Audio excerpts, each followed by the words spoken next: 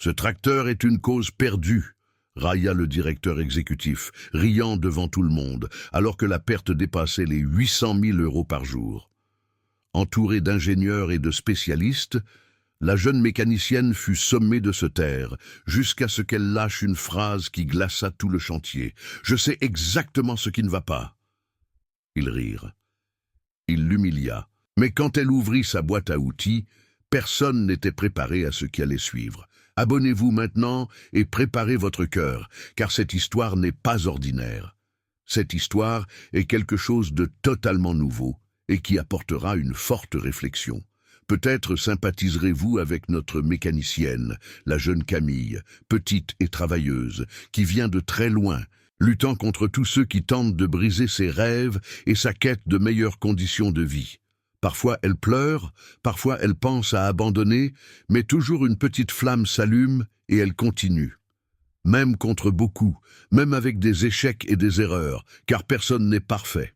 Toulouse, Occitanie, 7 heures du matin, un mardi de septembre, et la chaleur promettait déjà d'être de celle à faire fondre le bitume. Sur le chantier du nouveau pont, sur la Garonne, un géant blanc de 76 tonnes était à l'arrêt. Mort, inutile. Le tracteur Anginova, PR 776, fierté de Lefebvre Matériaux, cette machine imposante qui coûtait plus de 4 millions d'euros, s'était tout simplement bloquée en plein terrassement. 3 jours. Cela faisait déjà 3 jours que ce monstre d'acier était là, immobile, tandis que le préjudice augmentait comme une facture d'électricité oubliée. 850 000 € par jour. À chaque aube, plus d'argent perdu. À chaque coucher de soleil, plus de cris des ingénieurs de l'entreprise de construction. Camille Dubois était là depuis 5 heures du matin, observant tout de loin. Ses cheveux blonds courts, flottant dans le vent chaud, ses lunettes de protection posées sur la tête, ses bottes marron couvertes de poussière rouge d'Occitanie. Elle n'avait que 21 ans, mais portait sur ses épaules le poids de quelqu'un qui connaissait déjà trop bien le rejet. Petite, 1,58 mètres de hauteur, avec des mains qui semblaient délicates mais étaient pures, calleuses et fortes, assistante technique. C'est ainsi qu'on l'appelait chez Lefebvre Matériaux, dans les documents, sur son badge, lors des présentations, mais tout le monde connaissait la vérité. Camille était celle qui résolvait les problèmes que les mécaniciens certifiés ne parvenaient pas à régler. Seulement personne ne l'admettait à voix haute. Après tout, elle n'avait pas de diplôme, pas de certificat, pas ce beau papier encadré au mur. Jean Lefebvre arriva sur le chantier avec son arrogance habituelle, mais son visage trahissait son désespoir. 58 ans, propriétaire de l'entreprise, homme qui avait hérité de l'affaire de son père et l'avait transformé en empire. Cheveux gris peignés en arrière, chemise de ville chère tachée de sueur, lunettes de créateur qui coûtaient plus que le salaire mensuel de Camille. Il descendit de son Land Cruiser noir, aux vitres teintées, et se dirigea directement vers les techniciens d'Enginova, ces spécialistes venus de Bordeaux qui facturaient une fortune à l'heure. Et puis la voix de Jean résonna sur le chantier. Encore un jour et rien. Le technicien principal, un homme d'une 40aine d'années avec un uniforme impeccable d'Enginova, essuya la sueur de son front et secoua la tête. « Monsieur Jean, nous avons tout vérifié. Système hydraulique, pompe, vanne, cylindre, tuyaux. Nous avons effectué des tests de pression, des analyses d'huile, un contrôle électronique complet. Ce tracteur a un problème que nous n'avons jamais rencontré. » Jean inspira profondément. Ce genre de respiration de quelqu'un qui se retient de ne pas exploser. Les spécialistes de Marseille sont venus hier. Vous êtes les techniciens certifiés de l'usine elle-même, et vous me dites que vous ne savez pas ce qu'il a.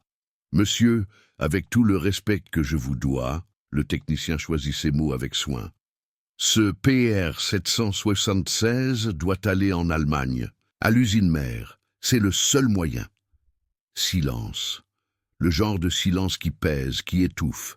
Jean passa la main sur son visage, et pour la première fois depuis de nombreuses années, Camille vit quelque chose qu'elle n'aurait jamais imaginé voir chez cet homme. La peur, une vraie peur. Il pensa à son fils Mathieu, qui 2 ans auparavant, lors de leur dernière dispute, lui avait dit « Un jour, ton arrogance détruira tout ce que tu as construit, père. Allemagne signifie des mois, Jean murmura plus à lui-même. Des mois que je n'ai pas. L'entreprise de construction rompra le contrat. Ils me poursuivront. Ils vont me ruiner. » C'est alors que l'ingénieur en chef du chantier, un homme grand nommé Vincent, s'approcha. « Jean, sincèrement, ce tracteur est une cause perdue. Vous l'acceptez? Il n'y a rien à faire, perdu. » Ce mot résonna dans la tête de Camille. Elle regarda le PR 776, ce géant blanc qu'elle connaissait mieux que quiconque. Elle se souvint d'il y a 6 mois, quand elle avait commencé à remarquer de petites incohérences, des variations minimales de pression dans le système hydraulique des lames, des chiffres qui dansaient étrangement sur les manomètres. Elle avait tout noté dans son carnet, ce même carnet que son grand-père Anselme utilisait pour enregistrer les caprices des machines. Elle avait alerté son superviseur. « C'est votre impression, Camille ?» Elle avait alerté les mécaniciens. « Vous n'avez pas de certificat pour faire ce genre d'analyse. » Elle avait essayé de parler au directeur technique. « Arrête ta paranoïa, ma petite. » Et maintenant, voici le résultat. Un tracteur de 4 millions à l'arrêt. Des millions de pertes et les spécialistes certifiés qui disaient qu'il était perdu. Camille serra le carnet contre sa poitrine. Dedans, 6 mois d'observation, de mesures, d'annotations détaillées. Elle savait. Elle savait ce qui n'allait pas. Elle pouvait visualiser mentalement le chemin de l'huile hydraulique, les points de pression, la valve spécifique qui défaillait d'une manière que les tests standards ne détectaient pas. Mais qui écouterait une assistante technique de 21 ans sans diplôme? Jean convoqua une réunion d'urgence dans le bureau improvisé du chantier. Un conteneur aménagé avec climatisation, 12 personnes réunies, ingénieurs de l'entreprise de construction, les techniciens certifiés d'Anginova, les spécialistes de Marseille, des superviseurs et Camille, bien sûr, pour servir le café et organiser les papiers. C'était toujours sa fonction lors des réunions importantes. Elle entra avec le plateau de café et sentit le poids d'être invisible. Les hommes parlaient comme si elle n'existait pas, discutant de solutions techniques complexes pendant qu'elle distribuait les tasses en silence. Quelqu'un a une idée? Jean était hors de lui, sa voix tremblante mêlant colère et désespoir. La sueur coulait sur son front, malgré la climatisation à fond. Un silence gênant. Les techniciens certifiés baissèrent les yeux. Les spécialistes de Marseille regardèrent leurs chaussures coûteuses. Vincent secoua lentement la tête. « Monsieur Jean, je l'ai déjà dit, ce tracteur est une cause perdue. Il doit aller en Allemagne. Il n'y a pas d'autre solution. Aucun de nous ici ne parvient à identifier le problème. » Camille finit de servir les cafés et se posta dans un coin de la pièce, comme elle le faisait toujours. Elle serra le carnet contre sa poitrine, sentant les battements accélérés de son propre cœur. Elle voulait parler, elle voulait crier qu'elle savait ce qui n'allait pas, qu'elle avait la solution là, notée, documentée, mais sa voix ne sortait pas. Combien de fois avait-elle déjà essayé? Combien de fois avait-elle été ignorée, diminuée, ridiculisée? « Je suis perdu, » murmura Jean, s'enfonçant dans sa chaise. Pour la première fois de sa vie, cet homme qui avait toujours eu toutes les réponses, qui avait toujours tout dirigé et tout le monde, admit « Je suis complètement perdu ». Et ce fut à ce moment que Camille sentit quelque chose de différent en elle. Ce n'était pas de la colère, pas de la révolte, c'était cette petite flamme que son grand-père Anselme disait toujours qu'elle avait. « Petite Camille, tu es petite à l'extérieur, mais tu as un feu à l'intérieur, que même la tempête n'éteint pas. » Elle pensa à son grand-père, à ses 35 ans à opérer des machines lourdes, aux histoires qu'il racontait, aux notes qu'il avait laissées. « Camille, je ne sais pas réparer ces machines, mais j'ai appris à les écouter. Et toi, ma petite fille, tu as un don que je n'ai jamais vu. Tu comprends ces machines comme si tu leur parlais. » Ses doigts serrèrent le carnet avec plus de force. « Excusez-moi. » Sa voix sortit doucement. Presque un murmure. Personne n'entendit. Les hommes continuèrent de parler, discutant des délais, parlant d'envoyer le tracteur en Allemagne. calculant les pertes. « Excusez-moi, cette fois plus fort. » Quelques-uns levèrent les yeux. Jeanne haussa les sourcils, surpris qu'elle soit encore là. « Camille, vous pouvez ramener le plateau. » Le superviseur dit sans même la regarder. « Je sais ce qui ne va pas avec le PR 776. » Le silence qui suivit fut différent du précédent. C'était le genre de silence lourd de méfiance et presque de dérision. Quelques hommes échangèrent des regards. L'un des techniciens de Marseille laissa échapper un rire étouffé. Jean la fixa de ses yeux fatigués. « Qu'avez-vous dit ?»« Je sais ce qui ne va pas avec le tracteur, monsieur Jean. Je l'observe depuis 6 mois. J'ai tout noté ici. » Elle leva le carnet et pouvait sentir sa main trembler. Vincent roula des yeux. « Jean, pour l'amour de Dieu !» Mais le technicien principal d'Enginova fut plus direct. « Ma petite, nous sommes des spécialistes certifiés par l'usine. Nous sommes venus spécialement de Bordeaux. Nous avons des décennies d'expérience. Vous êtes assistante technique. » Camille compléta, la voix ferme maintenant. Sans certificat, sans diplôme, sans beau papier au mur. « Je sais, mais je connais ce tracteur. Je sais ce qui ne va pas. » Jean la regarda longtemps, puis, à la surprise de tous, y compris d'elle-même, il rit. Ce n'était pas un rire joyeux. C'était ce genre de rire de quelqu'un qui a touché le fond du gouffre et n'a plus rien à perdre. Vous savez quoi? Pourquoi pas? Il ouvrit les bras. Les spécialistes ne savent pas. Les techniciens certifiés ne savent pas. Pourquoi diable ne pas écouter la petite du café? L'ironie dans sa voix coupait comme une lame. Quelques hommes rirent avec lui. Camille sentit son visage rougir. « Allez-y alors, ma petite. » Jean continua sur ce ton moqueur. « Puisque vous êtes si maligne, puisque vous en savez plus que les techniciens diplômés, allez-y et réparez mon tracteur de 4 millions. » Mais il se leva, s'approcha d'elle jusqu'à être très près, intimidant. « Quand vous échouerez, quand vous ne parviendrez à rien, je veux que vous admettiez devant tout le monde ici qu'une femme ne comprend rien aux machines lourdes, que vous n'êtes qu'une petite fille prétentieuse qui pense que mémoriser quelques trucs fait d'elle une mécanicienne. » Ces mots tombèrent comme des pierres.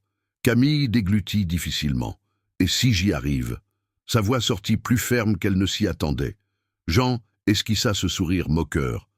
Si vous réussissez ce que des dizaines de techniciens certifiés n'ont pas réussi, alors Il regarda autour de lui, tous les hommes qui observaient. Je m'excuse publiquement et je vous donne une promotion.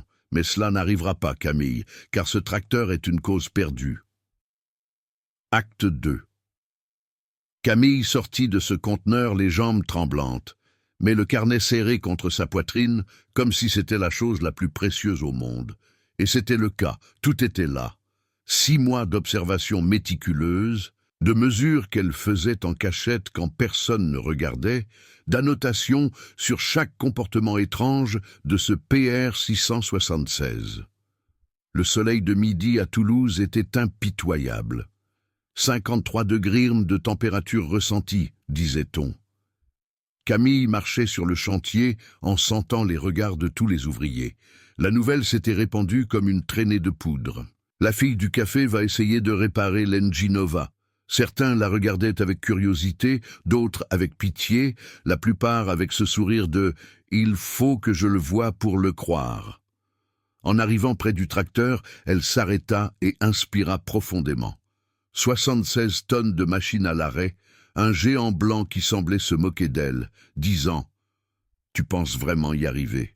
Elle posa la main sur la chenille froide d'acier, ferma les yeux et à ce moment-là, c'était comme si elle pouvait entendre la voix de son grand-père Anselme. « Petite Camille, une machine, c'est comme une personne, ça a des manières, ça a de l'humeur, des bons jours et des mauvais jours. Tu as juste besoin d'apprendre son langage. » Elle ouvrit le carnet à la page marquée. C'était là. 14 mars.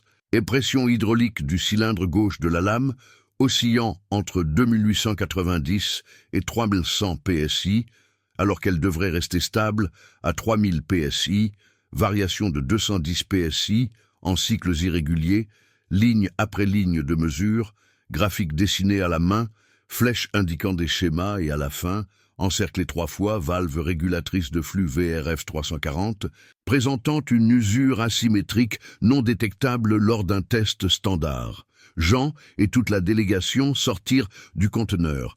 Il alluma un cigare, souffla la fumée en l'air et cria « Et alors, ma petite, vous allez faire de la magie ou rester là, à regarder ?» Rire, plusieurs rires. Camille sentit le sang monter à son visage, mais ne répondit pas. Elle ouvrit la boîte à outils que son grand-père lui avait laissée, ces vieux outils, certains rouillés, mais qu'elle traitait comme des reliques sacrées. Chaque clé, chaque pince, chaque douille portait des souvenirs. « Regardez un peu ces outils. » Un des ouvriers commenta, assez fort pour qu'elle l'entende. « Mon grand-père avait une boîte pareille. Il l'a mise à la retraite en 1985. » Plus de rire. Camille enfila ses gants verts, ajusta ses lunettes de protection sur sa tête et commença. D'abord, elle devait accéder au compartiment hydraulique latéral. 18 vis. Elle commença à dévisser, méthodique, concentrée. Elle pouvait sentir les yeux de tous rivés sur elle. Elle pouvait entendre les murmures. « Combien de temps pensez-vous qu'elle va mettre avant d'abandonner ?»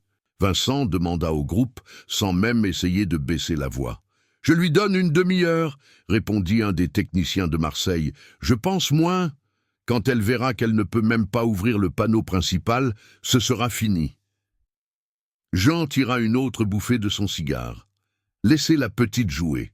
Quand elle en aura marre, on enverra ce tracteur en Allemagne une bonne fois pour toutes. » 40 minutes plus tard, Camille avait le panneau latéral complètement ouvert. La sueur coulait sur son visage, tachant sa veste vert de gris. Ses mains lui faisaient mal, mais elle ne s'arrêtait pas. Elle devait accéder au système de vanne. Il fallait retirer le protecteur thermique, puis le déflecteur d'huile, puis « Elle fait tout de travers », commenta l'un des techniciens d'Enginova en secouant la tête. Elle aurait dû commencer par le test de pression du maître-cylindre, pas par l'accès latéral. Le technicien principal acquiesça. Elle n'a aucune méthodologie, elle agit à l'intuition, pur amateurisme. Mais Camille savait exactement ce qu'elle faisait. Les techniciens suivaient le protocole du manuel, d'abord tester puis accéder. Elle allait directement à la source du problème parce qu'elle savait où il se trouvait. Elle l'avait cartographié pendant 6 mois. 2 heures passèrent. Le soleil était encore plus fort. Camille avait retiré 7 composants pour arriver là où elle devait. Ses mains étaient noires de graisse, son visage marqué par des taches d'huile. Sa veste avait un accroc à la manche, où elle s'était coupée sur une arête métallique, mais elle ne l'avait même pas vraiment remarqué. Ce fut alors qu'elle vit enfin la valve VRF 340, toute petite, de la taille d'une balle de tennis, cachée entre d'énormes tuyauteries. Elle prit la lampe torche et l'illumina. Et c'était là, usure asymétrique sur le corps de la valve, exactement comme elle l'avait prévu. Une usure subtile, invisible pour quiconque ne faisait qu'un test de pression externe, mais qui causait des micro-variations dans le flux d'huile qui, au fil des mois, déréglait tout le système hydraulique. « Trouver », murmura-t-elle à elle-même. Mais trouver était une chose. Retirer et remplacer en était une autre complètement différente. Cette valve était dans un angle impossible. Les techniciens certifiés auraient utilisé un kit d'extraction spécial qui coûtait quelques milliers d'euros. Camille n'avait pas cela. Elle n'avait que les outils de son grand-père et la créativité de la nécessité. Elle regarda autour d'elle, ses yeux se posèrent sur un morceau de câble d'acier abandonné sur le chantier, puis sur un vieux palan manuel, et enfin sur le levier d'un cric hydraulique cassé. Dans sa tête, les pièces du puzzle s'assemblèrent. « Qu'est-ce qu'elle diable fait maintenant ?» Jean demanda en voyant Camille prendre ses objets. « Elle improvise », répondit Vincent avec mépris. « Autrement dit, elle va tout casser. » Camille attacha le câble d'acier à la valve, utilisant un nœud que son grand-père lui avait appris. Un nœud de camionneur, solide comme un roc. Elle le connecta au palan manuel, utilisa le levier du cric comme point d'appui et commença à appliquer une force graduelle, contrôlée, distribuée. C'était comme faire une chirurgie avec des outils de construction. Elle va arracher la tuyauterie. Le technicien principal d'Enginova se leva alarmé. « Jean, pour l'amour de Dieu, arrêtez-la avant qu'elle ne cause des dégâts de centaines de milliers d'euros. » Jean fit 2 pas vers le tracteur, mais quelque chose l'arrêta. Peut-être était-ce une curiosité morbide, peut-être était-ce la façon dont Camille travaillait, concentrée, méthodique, comme si elle était en transe. Il y avait quelque chose là qu'il ne pouvait pas définir. « Encore 1 minute, dit-il. Si elle n'y arrive pas, j'arrête. » La valve commença à céder millimètre par millimètre. Camille contrôlait la force, ajustait l'angle, redistribuait la tension. C'était comme jouer d'un instrument de musique. Chaque mouvement devait être précis. Elle pouvait sentir le métal protester, céder, se libérer. Et puis, pop, la valve sortit. Silence absolu sur le chantier. 30 ouvriers, 12 professionnels spécialisés, tous dans un silence total, regardant cette petite femme, tenant une valve sale d'huile comme un trophée. « C'est cette valve qui cause le problème », dit Camille, la voix rauque de fatigue. « VRF 340, usure asymétrique sur le corps. Les tests de pression standard ne la détectent pas car la défaillance se produit en microcycles, mais au fil des mois, elle a déréglé tout le système. » Le technicien principal d'Enginova s'approcha, prit la valve de ses mains, l'examina attentivement. Ses yeux s'écarquillèrent. « Mon Dieu, elle a raison. Regardez ici, cette usure est si subtile que... » Il regarda ses collègues. « Nous n'aurions jamais trouvé ça en suivant le protocole standard. » Un des spécialistes de Marseille s'approcha également, prit la valve, la tourna à la lumière, passa son doigt sur la surface. « Impossible. Elle a identifié une panne que... » Il regarda Camille, comme s'il voyait un fantôme. « Quel âge avez-vous » ? 21 ans, répondit Camille, en essuyant la sueur de son visage avec la manche de sa veste. 21 ans, répéta-t-il incrédule. Et vous avez identifié cela comment ? Par l'observation, des périodes de mesure quotidiennes. J'ai noté chaque variation, chaque comportement anormal. J'ai tracé des schémas, cherché des causes possibles et suis arrivé à cette valve. Vincent laissa échapper un rire amer. D'accord, elle a trouvé le problème, mais maintenant cette valve ne se trouve pas n'importe où. Il faudra de toute façon l'importer d'Allemagne, des semaines. Et c'est là que Camille esquissa un sourire fatigué, se dirigea vers son vieux sac à dos, celui qu'elle portait tous les jours, et de l'intérieur, elle en sortit un petit paquet enveloppé dans un chiffon. « VRF 340, toute neuve », dit-elle en ouvrant le chiffon et révélant la valve de rechange. « Je l'ai acheté il y a 3 semaines, avec 2 mois de salaire entier, parce que je savais que ce jour allait arriver. » Jean laissa tomber son cigare de sa bouche. Ce fut alors qu'il se passa quelque chose que Camille, jamais, de tous les jours d'humiliation qu'elle avait vécus dans cette entreprise, n'aurait imaginé voir. Les ouvriers commencèrent à applaudir, doucement au début, puis plus fort, et enfin en ovation. 30 hommes sales de terre et de soleil applaudissant cette petite femme en veste vert de gris. Mais Jean n'applaudit pas. Il regardait Camille avec une expression étrange sur le visage. Ce n'était pas de l'admiration. C'était quelque chose de plus complexe. De la honte mêlée à de la colère d'avoir eu tort, de la colère d'avoir été prouvé tort par celle qu'il méprisait le plus. « Ne célébrez pas encore, » dit-il d'une voix forte. « Elle a trouvé le problème, c'est vrai, mais l'installer, c'est une autre histoire. Voyons si elle parvient à faire le remplacement sans causer un désastre. » L'euphorie des applaudissements retomba. Camille sentit le poids de ses mots. Jean avait raison. Identifier était une chose, remplacer en était une autre. Cette valve devait être installée avec un couple exact, une étanchéité parfaite, un calibrage précis. Une erreur, et tout le système hydraulique pourrait être compromis. Elle regarda son carnet de nouveau. Son grand-père Anselme avait une note datant de plusieurs décennies sur l'installation des valves régulatrices. Petite Camille, quand ton père aura besoin d'installer quelque chose de délicat, souviens-toi, c'est comme serrer un bébé dans ses bras. Assez ferme pour ne pas le laisser tomber, assez délicat pour ne pas le blesser. Camille nettoya la nouvelle valve avec un chiffon propre, vérifia le filetage, le joint, chaque millimètre de la pièce. Puis elle nettoya le logement dans le système hydraulique, retirant chaque résidu d'huile usagée, chaque particule de saleté. Il fallait que ce soit parfait. L'installation prit 40 minutes. Chaque tour de vis était calculé. Elle n'avait pas de clé dynamométrique calibrée. Elle utilisait la sensibilité de ses mains, cette intuition que seules des années de pratique donnent. Quand elle eut terminé, ses mains tremblaient de tension et de fatigue. « C'est prêt », dit-elle en refermant le panneau. « Prêt ?» Jean rit. « Et comment allez-vous tester ? Vous allez démarrer un tracteur de 4 millions d'euros en vous basant sur un « je crois que ça va » Camille inspira profondément. « Je vais d'abord faire les tests de pression. Ensuite, si tout est correct, je mettrai en marche le système hydraulique progressivement et seulement alors je démarrerai le moteur principal. » « Vous n'avez pas d'équipement de test ?»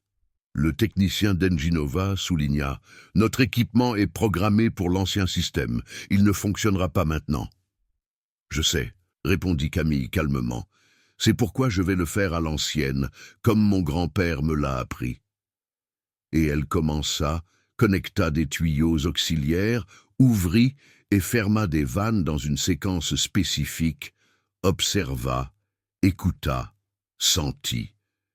C'était comme converser avec la machine. Chaque son, chaque vibration avait un sens. 15 minutes plus tard, elle se leva. « Ah, système hydraulique répondant normalement. Pression stabilisée, prêt à démarrer. » Tous s'éloignèrent. Jean déglutit difficilement. Si ce tracteur explosait, s'il y avait le moindre dommage supplémentaire, c'était la fin de tout. Camille monta dans la cabine, s'assit sur l'énorme siège, ses pieds atteignant à peine les pédales. Elle posa la main sur la clé de contact et, à cette seconde, murmura « Grand-père Anselme, aide-moi !» Elle tourna la clé. Le moteur toussa une fois, 2 fois, et puis rugit à la vie. Le rugissement de ce moteur Enginova résonna sur le chantier comme un coup de tonnerre annonçant une tempête. 76 tonnes de machines vibrant, respirant, vivant à nouveau. Camille sentit chaque cellule de son corps vibrer avec ce moteur. Ses mains tremblaient sur le volant, non pas de peur, mais d'une émotion si profonde qu'elle ne savait même pas lui donner un nom. De l'extérieur, 30 ouvriers explosèrent en cris. Les chapeaux volèrent en l'air. Des hommes qui n'avaient jamais échangé 2 mots avec elle sautaient, s'embrassaient, célébraient comme s'il s'agissait d'une finale de Coupe du Monde, parce que c'était une victoire, non seulement la sienne, mais celle de tous ceux qui dépendaient de ce chantier pour subvenir aux besoins de leur famille. « Elle a réussi !» cria quelqu'un. « La petite a réussi !» Camille descendit de la cabine, les jambes chancelantes, trébuchant presque à la dernière marche. Et c'est alors que cela se produisit. Les ouvriers se précipitèrent vers elle, des mains calleuses touchant ses épaules, des tapes amicales dans le dos, des embrassades serrées qui sentaient la sueur et le diesel et la gratitude. « Vous avez sauvé nos emplois, ma petite. Ma fille allait rater son opération si ce chantier s'arrêtait. Vous avez sauvé ma famille. » Des larmes coulaient sur le visage de cette petite femme. Elle avait passé 3 ans dans cette entreprise à être invisible, et là, elle était. Vue, reconnue, célébrée. C'était trop beau. Mais au milieu de toute cette célébration, Jean Lefebvre était là, immobile comme une statue de sel. Son cigare éteint entre les doigts, le visage sans expression, les yeux fixés sur ce tracteur fonctionnant parfaitement et sur cette assistante technique portée sur les épaules par les ouvriers. Vincent s'approcha de lui. « Jean, elle a vraiment réussi. »« Je vois. » Sa voix sortit rauque, presque un murmure. Le technicien principal d'Enginova vint aussi, la valve défectueuse toujours à la main. « Monsieur Jean, avec tout le respect que je vous dois, je dois dire quelque chose. Cette jeune femme, elle a un talent que je n'ai jamais vu en 40 ans de profession. La façon dont elle a cartographié ce problème, dont elle a identifié une défaillance que nos équipements de dernière génération n'ont pas détectée, c'est Ce n'est pas normal. Elle est exceptionnelle. Jean ne répondit pas. Il regardait simplement. Et en lui, une guerre se déroulait. D'un côté, le soulagement. Le tracteur était réparé. Le chantier pouvait continuer. Il n'allait pas tout perdre. D'un autre côté, l'humiliation. Il avait eu tort devant tout le monde. Et pire, prouvé tort par celle qu'il méprisait le plus. Un des spécialistes de Marseille s'approcha de Camille lorsque les ouvriers la remirent finalement au sol. « Mademoiselle, je dois vous poser une question. Qui vous a appris ça? Où avez-vous étudié ?» Camille essuya ses larmes, avec sa manche maculée de graisse. « Personne ne m'a appris. Je veux dire, mon grand-père m'a appris à observer. Il était conducteur d'engin. Il a travaillé 35 ans sur des chantiers. Il ne savait pas réparer, mais il savait écouter. Et il m'a appris ça, à écouter les machines. Mais la partie technique, les connaissances en hydraulique, pression, système, je les ai apprises seul. Des manuels que j'ai trouvés chez des bouquinistes d'occasion, des vidéos sur YouTube, des fichiers PDF que j'ai téléchargés sur Internet et la pratique, beaucoup de pratiques avec de vieux équipements dans des ferrailles. » Le spécialiste secoua la tête incrédule. « Vous êtes autodidacte, sans formation, sans école technique, sans rien ? Sans rien, juste la volonté ?» Camille esquissa un sourire fatigué. La volonté et la nécessité. Quand on est pauvre, on apprend vite. Soit on apprend, soit on reste derrière. Ce fut alors que Jean s'approcha. Le silence se fit de nouveau. Tous les regards se tournèrent vers lui. Camille sentit son cœur s'accélérer. Elle se souvint de ces mots. « Si vous réussissez, je m'excuse publiquement. » Jean s'arrêta à 1 mètre d'elle, la regarda de haut en bas. Cette petite femme, maculée de graisse de la tête aux pieds, avec sa veste déchirée et ses cheveux blonds collés de sueur au visage. Et il vit, pour la première fois, vraiment vit, non pas une assistante technique, non pas la petite fille d'Anselme à qui on avait donné un emploi par pitié, mais une professionnelle, une vraie mécanicienne. « Vous avez réussi, » dit-il. Et sa voix n'avait plus la moquerie d'avant. Elle avait quelque chose de différent, et quelque chose qu'il n'était pas encore prêt à reconnaître. « J'ai réussi, » répondit Camille, la voix ferme maintenant. « Les techniciens certifiés n'ont pas réussi. Les spécialistes n'ont pas réussi. Mais vous avez réussi. J'ai réussi parce que j'ai fait attention. Parce que j'ai observé quand tout le monde ignorait, parce que j'ai documenté quand tout le monde disait que c'était de la paranoïa. » Jean inspira profondément.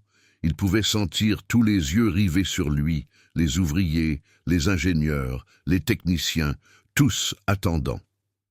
Il avait donné sa parole devant 12 témoins. Il avait promis de s'excuser si elle réussissait, mais l'orgueil est un monstre tenace. Et Jean Lefebvre avait construit un empire sur l'orgueil et l'arrogance. « Vous avez de la chance, » dit-il finalement. « Chance que votre intuition ait été juste cette fois-ci. » Silence. Le genre de silence qui fait mal.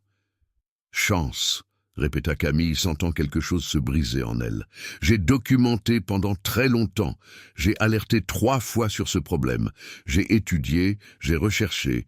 J'ai investi mon propre argent pour acheter la pièce de rechange. Et vous appelez ça de la chance? Écoutez, vous avez fait du bon travail.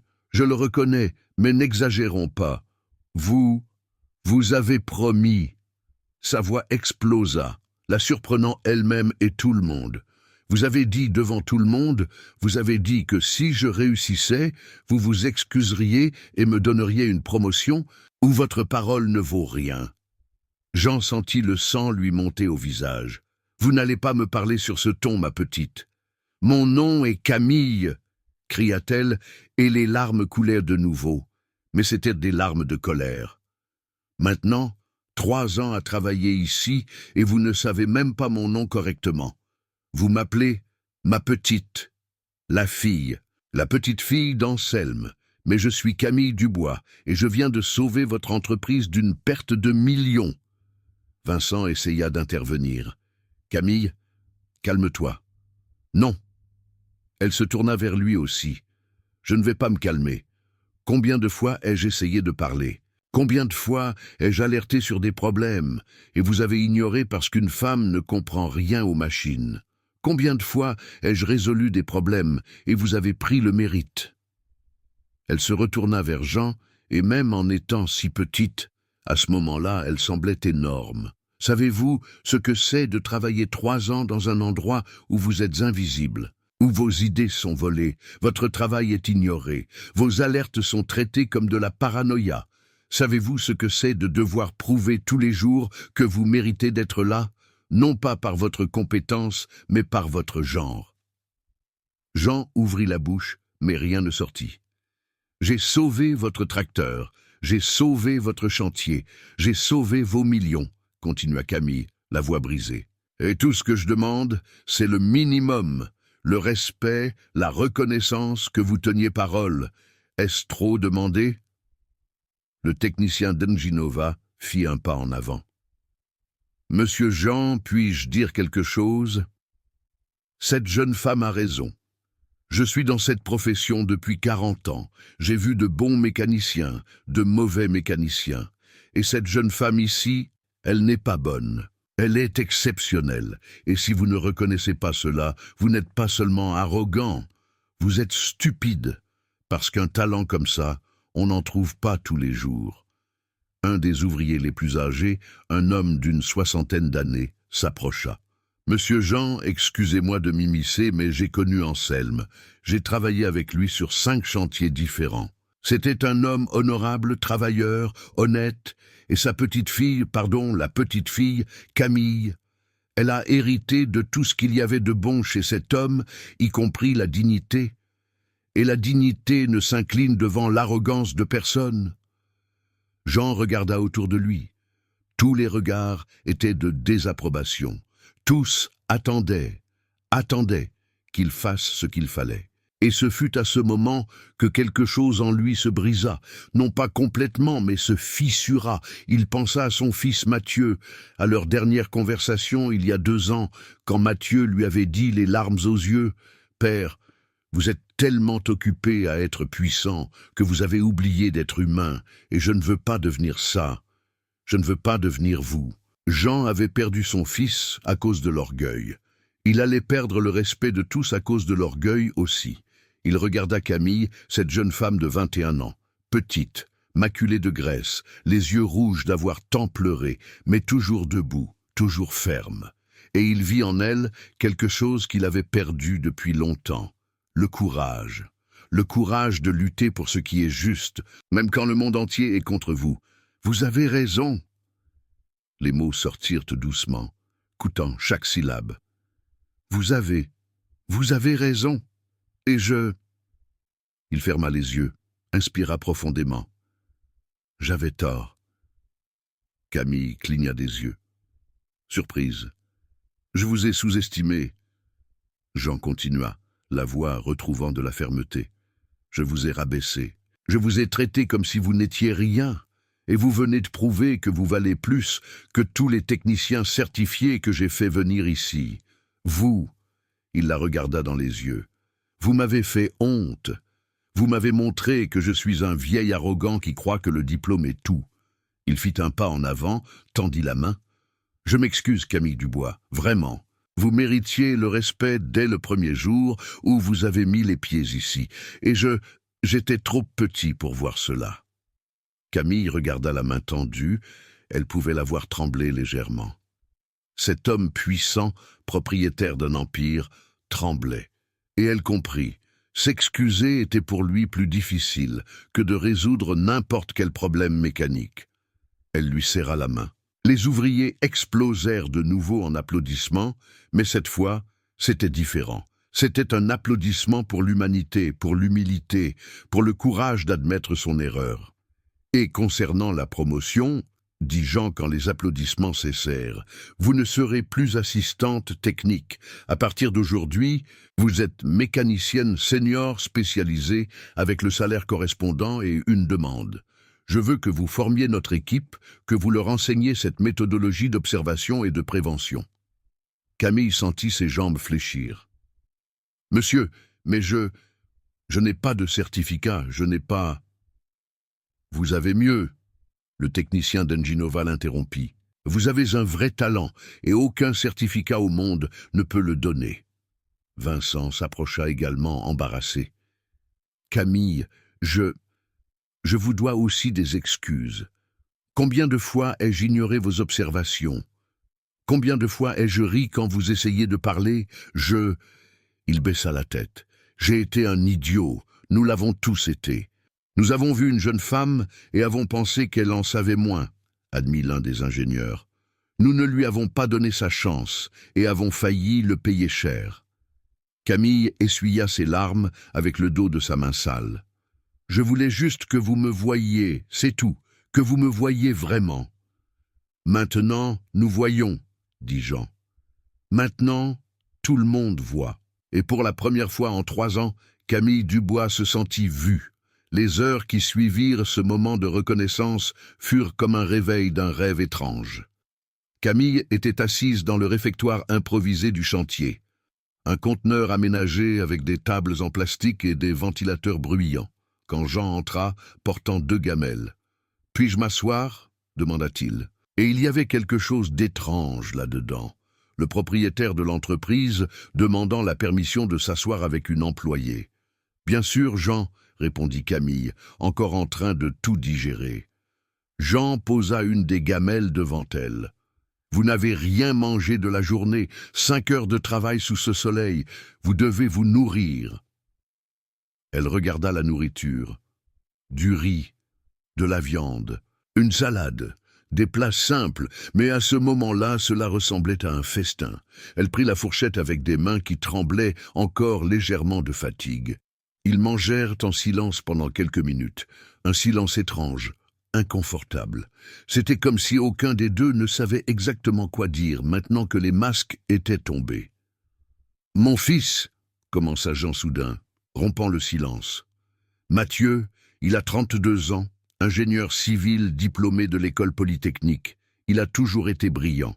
Et il y a 2 ans, il m'a dit que j'étais un tyran, que j'humiliais les employés, que je croyais que l'argent et le pouvoir me donnaient le droit d'être cruel. » Camille arrêta de manger, le regarda.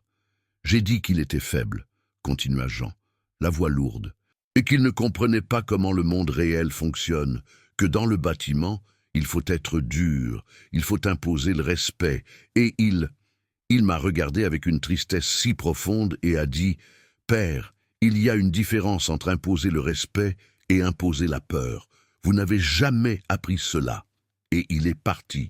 Il ne me parle plus depuis 2 ans, ni à Noël, ni à son anniversaire, ni au mien.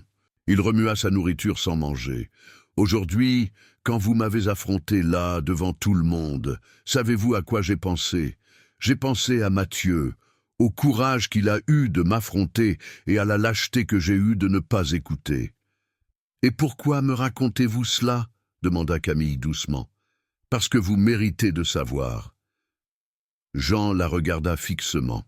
« Vous méritez de comprendre que lorsque je vous ai humilié ce matin, lorsque je me suis moqué de vous, ce n'était pas à propos de vous.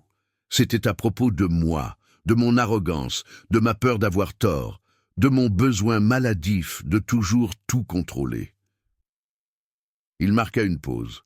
« Mais ce n'est pas une excuse, ça ne justifie rien de ce que j'ai fait.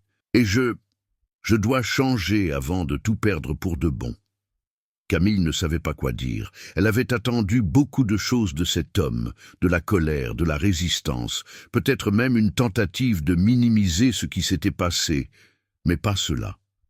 Pas cette vulnérabilité brute et honnête. « Vous pouvez l'appeler, » dit-elle finalement. « Votre fils. Vous pouvez l'appeler et lui dire ce qui s'est passé aujourd'hui, que vous avez appris quelque chose, que vous essayez d'être meilleur. » Jean esquissa un sourire triste. « Vous pensez qu'il répondrait ? Je pense que tout enfant veut croire que son père peut changer. Il a juste besoin d'une raison d'espérer. » Ils recommencèrent à manger, en silence. Mais c'était un silence différent, moins inconfortable maintenant, presque complice. Ce fut alors que Vincent, entra dans le réfectoire avec le technicien principal d'Enginova et un des spécialistes de Marseille. Les trois avaient l'air sérieux. « Camille, pouvons-nous vous parler une minute ?» demanda Vincent. Elle se leva, nerveuse. Aurait-il trouvé un problème avec la réparation? Serait-ce « Calme, ce n'est rien de mal ». Le technicien d'Enginova remarqua la peur dans ses yeux. « Au contraire, nous trois avons passé l'après-midi à discuter de quelque chose. Eh bien, nous aimerions vous faire une proposition. » « Une proposition ?» Camille cligna des yeux, confuse. Le spécialiste de Marseille sourit. « Je travaille pour Enginova France en tant que consultant technique senior et l'entreprise a un programme spécial pour les talents exceptionnels. Des personnes qui démontrent des compétences extraordinaires, même sans formation traditionnelle. Ils paient tout, formation technique, certification, formation à l'usine de Montbéliard, tout. Et ensuite, vous revenez en tant qu'instructrice certifiée. » Camille sentit le monde tourner. Allemagne, l'usine, c'est une éternité de formation intensive, continua-t-il. Vous apprendriez des techniques avancées, travailleriez avec des ingénieurs, découvririez des technologies de pointe et reviendriez comme l'une des professionnelles les plus qualifiées de France dans ce domaine. Mais elle regarda ses propres mains sales de graisse, ses vieilles bottes, sa réalité. Mais ça, c'est pour des gens comme moi? C'est exactement pour des gens comme vous, dit le technicien d'Enginova avec fermeté. Des gens avec un vrai talent, pas seulement un diplôme au mur. Vous seriez parfaite pour le programme. Jean observait tout en silence, et puis il parla. « Vas-y !» Tous le regardèrent. « Vas-y, Camille !» Il répéta. « Cette opportunité ne se présente pas deux fois dans une vie. Tu le mérites, et quand tu reviendras, tu auras un poste de leadership technique ici qui t'attend. Avec un salaire de spécialiste international. » Des larmes recommencèrent à couler sur le visage de Camille. Elle avait tant pleuré ce jour-là qu'elle pensait ne plus avoir de larmes. Mais elle en avait. Il y en avait toujours plus. Je ne sais pas quoi dire. « Dis oui. » Vincent sourit. « Pour l'amour de Dieu. Dis oui. »« Oui. » murmura-t-elle. Et puis plus fort. « Oui. Mon Dieu. Oui. » Les hommes rirent, soulagés. Le spécialiste prit une carte de visite. « Appelez ce numéro demain, parlez à la docteure Hélène Roussel. Elle coordonne le programme. Je vais déjà envoyer votre nom et ce qui s'est passé ici aujourd'hui.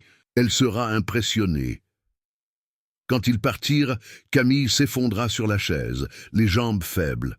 « Ça arrive vraiment. Ce n'est pas un rêve. Ça arrive. » « Et vous savez pourquoi ?» Jean confirma. « Parce que vous avez lutté, parce que vous n'avez pas accepté d'être invisible, parce que vous avez eu le courage de m'affronter, même en sachant que je pouvais vous licencier. Vous m'auriez licencié ?» Il resta silencieux un instant. « Hier peut-être, mais aujourd'hui je comprends que cela aurait été la plus grande erreur de ma vie professionnelle. » Camille inspira profondément. « Monsieur Jean, puis-je poser une question personnelle ?» « Vous pouvez. Pourquoi êtes-vous comme ça, si dur avec tout le monde ?» Jean regarda par la fenêtre du conteneur le chantier à l'extérieur. « Mon père a construit cette entreprise de zéro. Il était ouvrier non qualifié, analphabète, travaillait 16 heures par jour.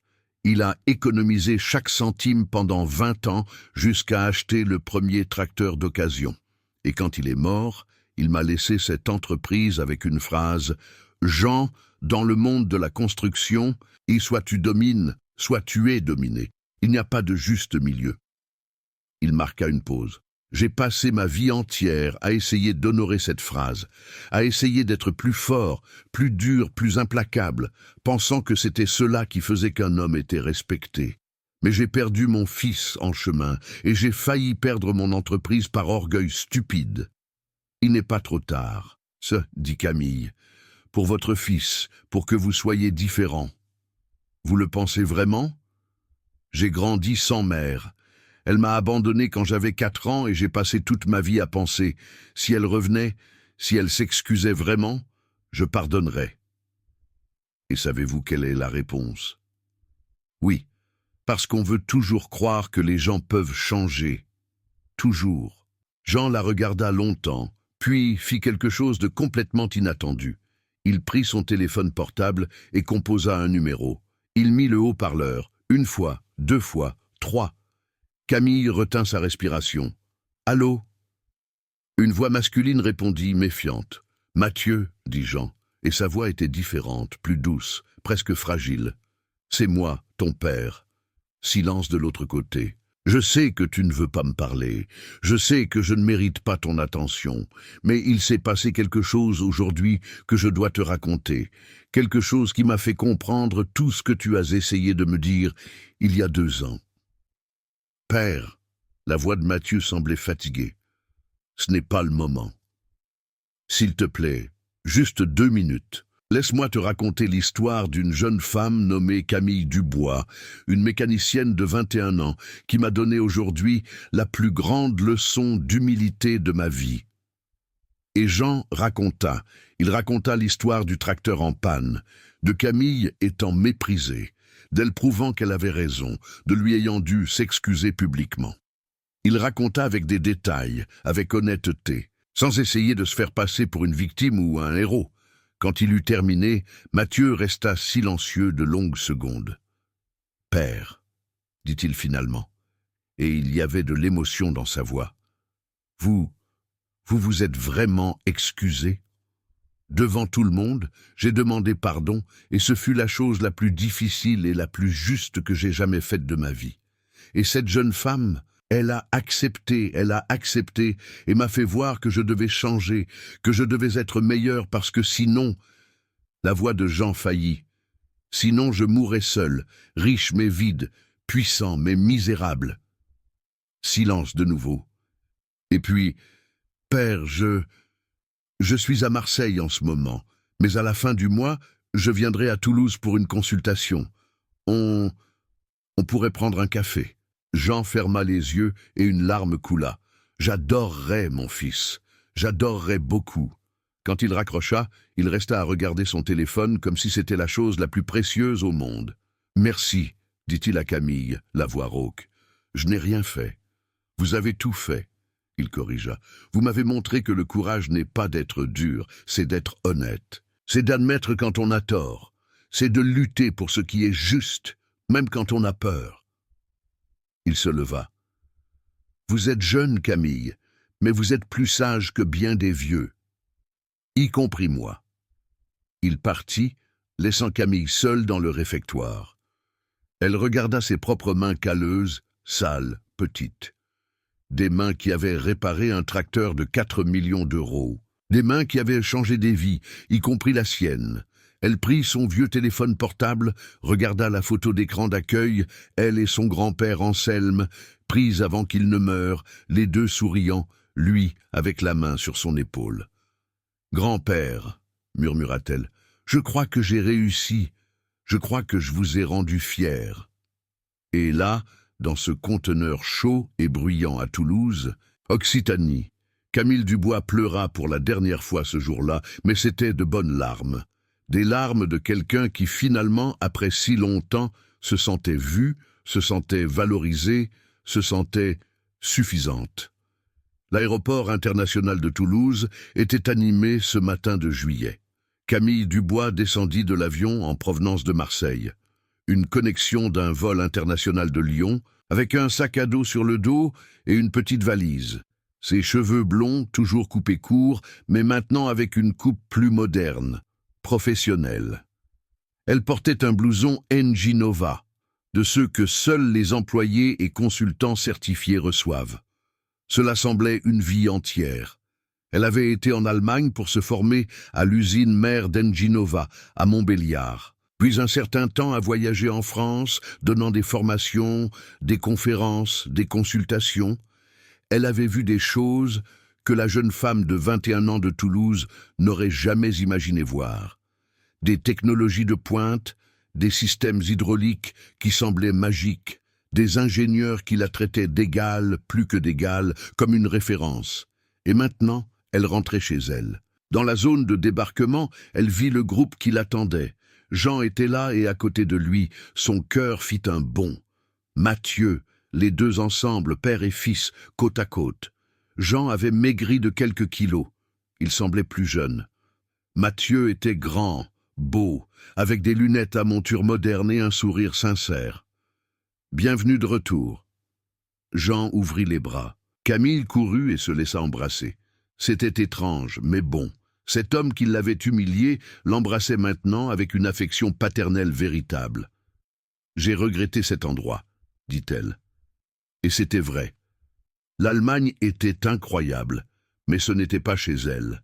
« Laisse-moi te présenter officiellement. » Jean tira son fils. « C'est Mathieu, que tu connais déjà par téléphone, mais jamais en personne. » Mathieu tendit la main, mais Camille l'ignora et lui fit un câlin aussi.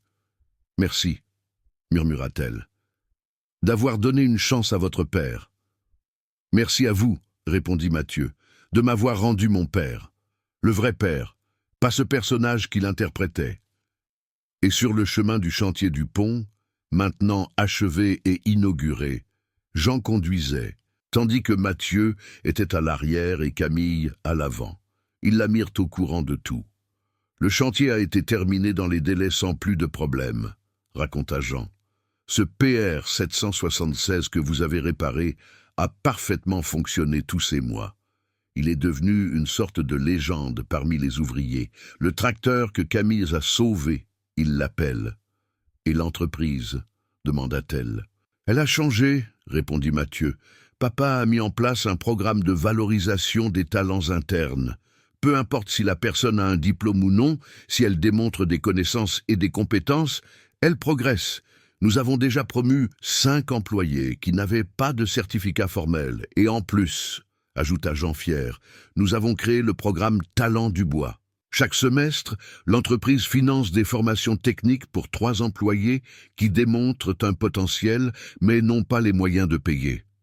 En hommage à vous et à votre grand-père. » Camille sentit ses yeux se mouiller. « Vous avez fait ça ?»« Nous l'avons fait. » Jean la regarda en coup de vent. « Parce que vous m'avez appris que le talent ne se trouve pas seulement à l'université. Il se trouve chez des gens avec le feu aux yeux et la volonté d'apprendre. » Quand ils arrivèrent au nouveau bureau de Lefebvre Matériaux, un bâtiment moderne que Jean avait construit ces derniers mois, Camille fut accueillie par des applaudissements.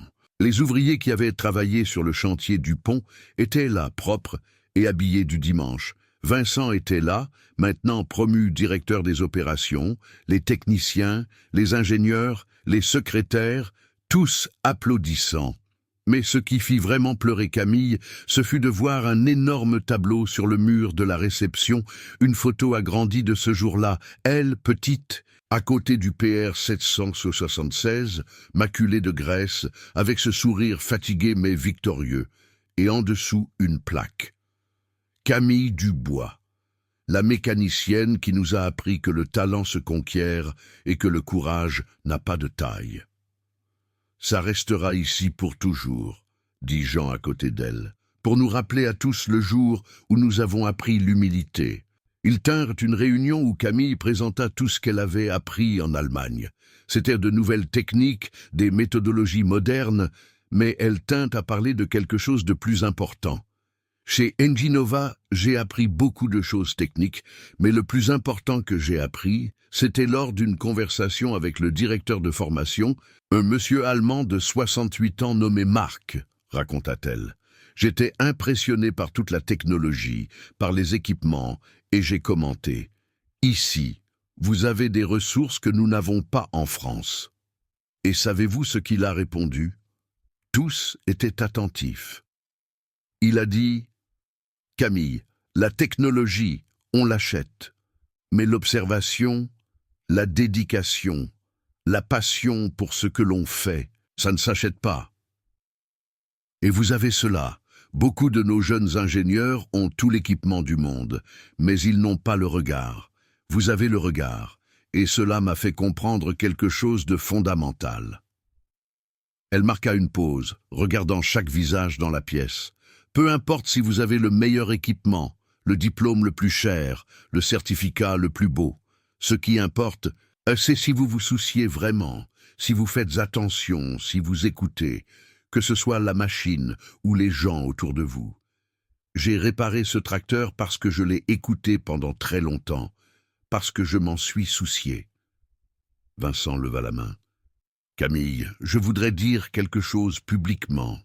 J'ai été l'un de ceux qui vous ont le plus méprisé. Combien de fois avez-vous essayé de parler et j'ai ignoré?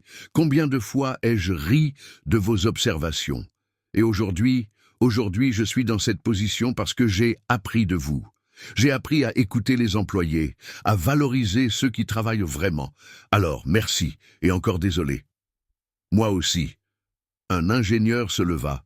Je venais de finir mes études, un plein de théories en tête et je pensais tout savoir.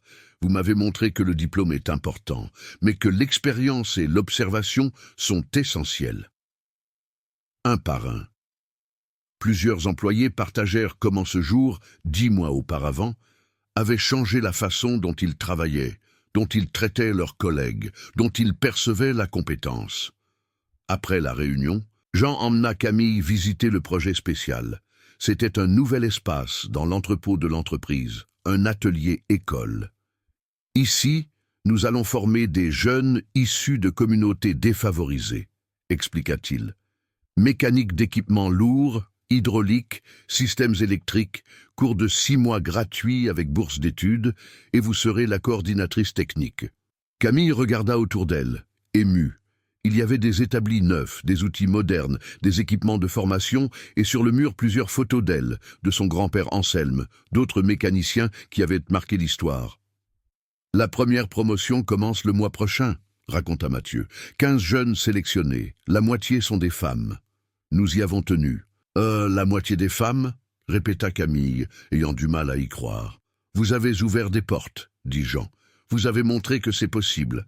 Et maintenant, nous voulons que d'autres jeunes filles voient qu'elles aussi peuvent, qu'elles n'ont pas à accepter quand on leur dit qu'une femme ne comprend rien aux machines, qu'elles peuvent se battre, peuvent prouver, peuvent vaincre. » Ce soir-là, Jean organisa un dîner chez lui, une immense maison dans les environs de Toulouse où Camille n'aurait jamais imaginé mettre les pieds.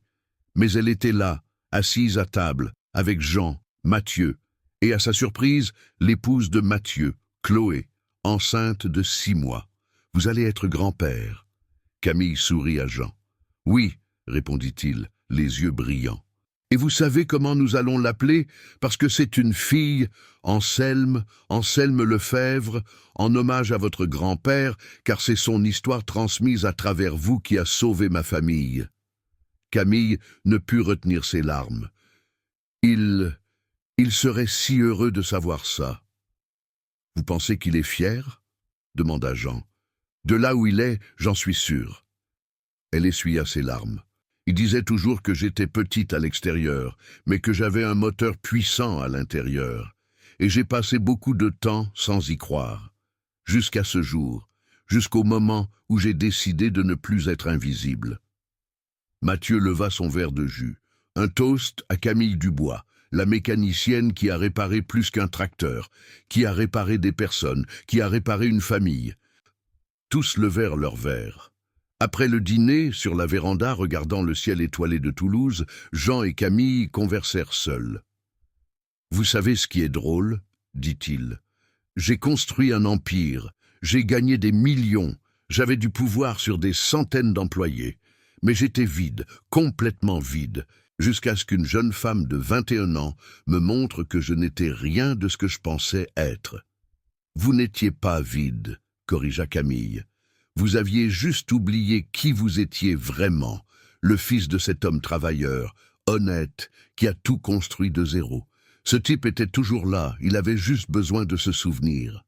Vous avez 22 ans maintenant, et vous parlez comme si vous en aviez 80. Il rit. J'ai grandi vite, quand on est pauvre, quand on est une femme dans un monde d'hommes, quand on est sous-estimé tous les jours, soit on mûrit vite, soit on se brise. Mais vous ne vous êtes pas brisé. J'ai failli me briser, admit-elle. Tant de fois j'ai pensé à abandonner, à accepter que peut-être ils avaient raison, que je n'étais pas assez bonne. Mais alors je me souvenais de mon grand-père, de son sacrifice, et je pensais, je ne peux pas gaspiller ce qu'il m'a donné, je ne peux pas abandonner.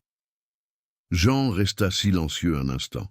« Camille, je voudrais vous poser une question et je veux que vous soyez honnête. Vous pouvez demander. Vous m'avez pardonné. Vraiment pour la façon dont je vous ai traité. » Elle le fixa. « Monsieur Jean, pardonner ne signifie pas oublier. Je n'oublierai pas l'humiliation de ce jour-là. Je n'oublierai pas les 3 ans passés invisibles. Mais pardonner signifie donner une chance à la personne d'être différente. Et vous avez saisi cette chance. Vous avez vraiment changé. Alors, oui, j'ai pardonné. »« Merci, » murmura-t-il. « Merci de m'avoir fait devenir une meilleure personne. Vous avez fait cela seul. J'ai juste allumé une lumière. C'est vous qui avez décidé de la suivre. » 3 semaines plus tard, la première promotion de l'atelier école commença. 15 jeunes, 8 femmes et 7 hommes, tous issus de communautés défavorisées de Toulouse et de la région. Camille était devant la salle et pour la première fois de sa vie, sentait qu'elle était exactement là où elle devait être. « Bienvenue, dit-elle. Mon nom est Camille Dubois. J'ai 22 ans et jusqu'à il y a 1 an, j'étais invisible. Les gens me voyaient, mais ne me percevaient pas. Ils entendaient ma voix, mais ne m'écoutaient pas. Et savez-vous pourquoi? Parce que j'étais une femme. J'étais jeune, j'étais pauvre, je n'avais pas de diplôme. » Les jeunes étaient attentifs. Mais j'avais quelque chose qu'aucun diplôme ne donne. J'avais du feu, de la volonté, de la détermination et la bénédiction d'un grand-père qui m'a appris qu'une machine est comme une personne. Il faut l'écouter, il faut la comprendre, il faut la respecter. Et c'est ce qui m'a amené jusqu'ici. Alors, je veux dire à chacun de vous, peu importe ce que le monde dit de vous, ce qui importe, c'est ce que vous croyez de vous. L'une des jeunes filles leva la main. C'est vrai que les techniciens diplômés n'ont pas réussi à réparer le tracteur et que vous y êtes parvenu. Camille sourit. C'est vrai, mais non pas parce que je suis meilleur qu'eux, c'est parce que j'ai fait attention, parce que j'ai écouté quand personne d'autre n'écoutait. Et c'est ce que je vais vous enseigner, non seulement la mécanique, mais l'art d'observer, d'écouter, de se soucier vraiment. Et là, dans cet atelier école à Toulouse, Occitanie, commença une nouvelle génération, une génération qui apprit que la compétence n'a pas de genre, le talent n'a pas d'âge, et que parfois la personne la plus qualifiée pour résoudre un problème n'est pas celle qui a le plus de diplômes au mur, c'est celle qui a le plus de feu au cœur. Dubois était passé d'invisible à inoubliable, de méprisé à mentor, d'assistante technique à coordinatrice, spécialiste certifiée internationalement, et plus important que n'importe quel titre, preuve vivante que lorsque l'on se bat pour ce qui est juste, lorsque l'on n'accepte pas d'être rabaissé, lorsque l'on maintient allumée cette petite flamme, même dans la tempête la plus forte, on ne change pas seulement sa propre vie, on change le monde.